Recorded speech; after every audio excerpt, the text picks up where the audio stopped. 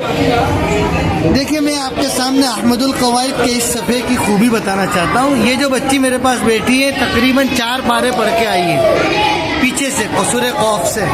अब इसको देखिए ये क्या पढ़ती है। ये बच्ची हिज्जे की आदी है, सारा कायदा अम्मा पारा सब हिज्जे से पढ़ा है और ज़हीन बच्ची है। ऐसा नहीं कि कोई कुम ज़हन कमज़ोर बच्ची है, माशाल्लाह बहुत ज़हीन बच्ची है। बोलो बेटा जोर से। अब्बा नहीं है, अब ये हिज्जे कर रही है।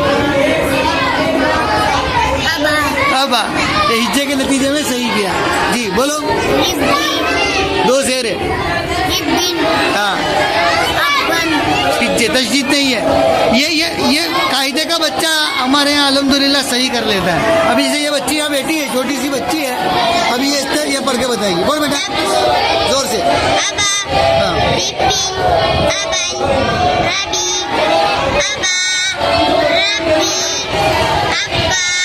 देखा, एक भी गलती नहीं, एक भी झिझक नहीं, अटकाना नहीं। क्यों? इसलिए कि ये हिज्जे नहीं करते। और ये आप लोग हिज्जे करते हो तो आप देख के नहीं पढ़ पाते हो। आपको जब तक हिज्जे नहीं आएगी, हिज्जे नहीं करोगे, वहाँ तक आपको शक्ल समझ में नहीं आती। तो ये हिज्जे का सबसे बड़ा नुकसान है। जाओ।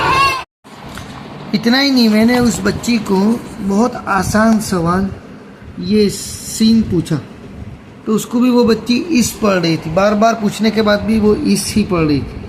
फिर मैंने उसको कहा कि हिज्जे करके पढ़ो। एक उस्ताद जो बाजू में बैठे थे कह रहे थे कि ये बहुत कमज़ोर है। मैंने कहा नहीं, कमज़ोर नहीं है, ये हिज्जे की वजह से नहीं पढ़ पा रही। जब उसने हिज्जे की सिन 2 ज़ेर सिन तब वो पढ़ पाई। तो इसका नतीजा ये होता है कि देखो अब कुरान के अंदर भी फिर वो बच्चे आगे जल्दी बढ़ नहीं पाते और उन पर बहुत मेहनत होती है। वो आगे आप देखिए कि कुरान के अंदर यही बच्ची किस तरह पढ़ रही है। ये जो बच्चे हिज्जे के आदी होते हैं ना, वो देख कर नहीं पढ़ सकते हैं जब तक के हिज्जे न करें। चलो हिज्जे करो।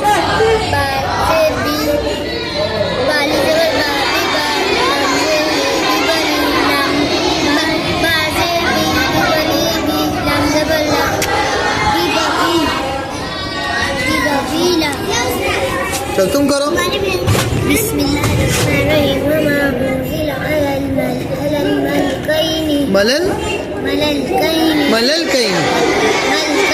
मलकैनी लाम पर जज्म है तो क्या पढ़ेंगे?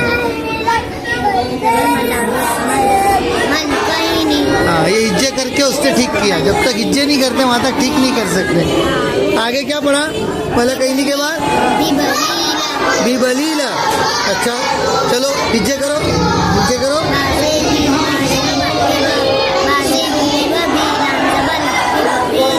बाके बाद अलीफ है तो खींचने का ना।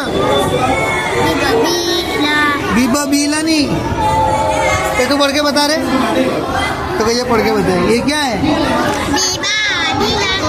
ये क्यों पढ़ लेती है? इसलिए कि ये बगैर हिज्जे के पढ़ती है। ये देखते ही इसको समझ में आ जाता है कि ये क्या लिखा है।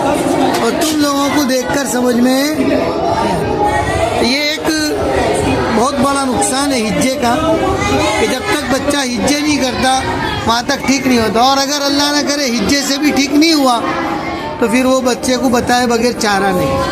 तो बच्चा अपने पैर पे खड़ा नहीं होता।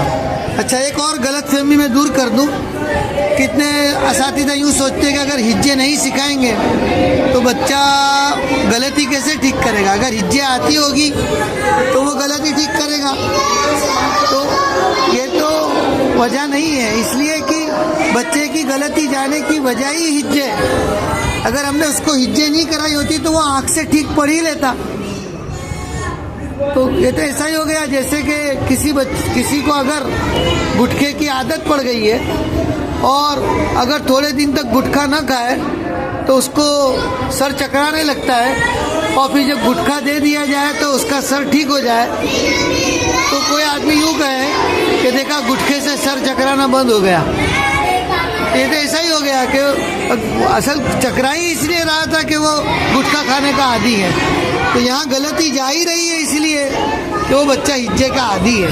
अगर हमने हिज्जे न सिखाई होती तो जैसे ये बच्ची ने, हमारी बच्ची ने बगैर किसी सोचे खुद से देख करके सही पढ़ दिया तो हिज्जे न करने वाला बच्चा भी सही पढ़ लेता।